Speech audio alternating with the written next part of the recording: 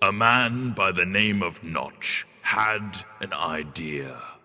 A cave game, a sandbox seemingly endless, an adventure that had everyone saying, just one more block. This man, that game, those blocks have brought all of you here to celebrate what has become Minecraft. It began as a simple idea. Sorry, but you should use the old logo because it's a bit more evolvey, I guess. Right, fine. The game had a randomly generated world filled with grass, dirt, and an awful lot of stone. You could destroy blocks and place blocks. The spark was there, but it needed more. Yeah, like squids. Stop it. Shortly after, more things appeared, like trees, water, clouds. Lava. Yes, lava. The world looked a little more natural. This was the creative mode in single player, but something was missing. TNT. No other people. Tests began with a multiplayer version. People could now play together. New items and blocks were also added. The game was beginning to take shape. Wow, really skimming over the details there. Do you want me to go over all the patch notes? No. The wiki page won't load anyway.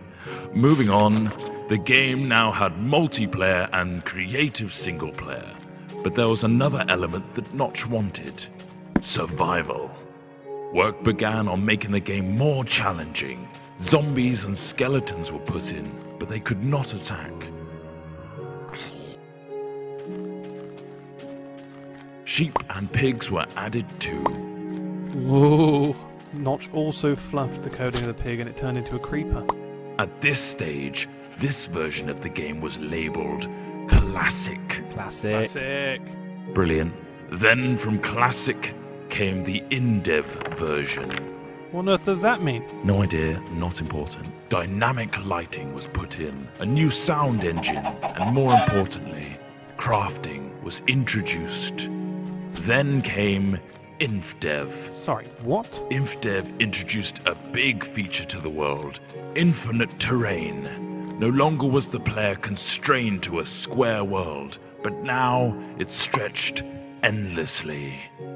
Ore was randomly placed in the world to discover, and other tweaks and introductions were made, like 3D clouds, minecarts and tracks, and also dungeons. Then, the first major version of the game was released. Not like released, but just available? Yeah, pretty much. Fridays became Secret Fridays, where random things were added. The first being Redstone, which allowed complex circuitry to be created. What, like that thing? No, that's ridiculous. Snow worlds were added, so were boats and cows, along with a whole host of new items. Oh, and slimes. Those bloody hopping things. Ugh.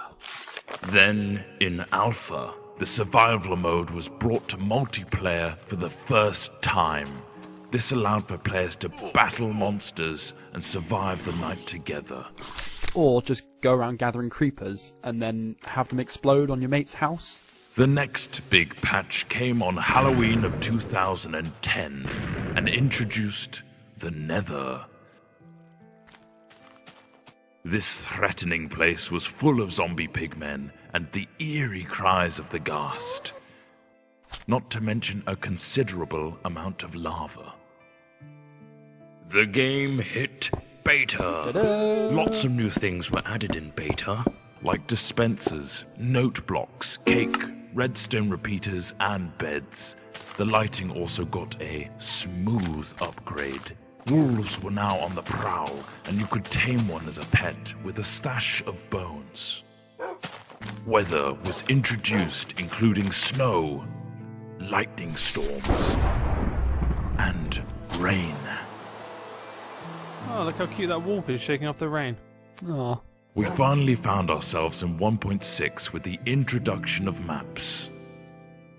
A new way to navigate the endless blocks of Minecraftia. things got pushy in 1.7 with pistons, leading to some clever contraptions.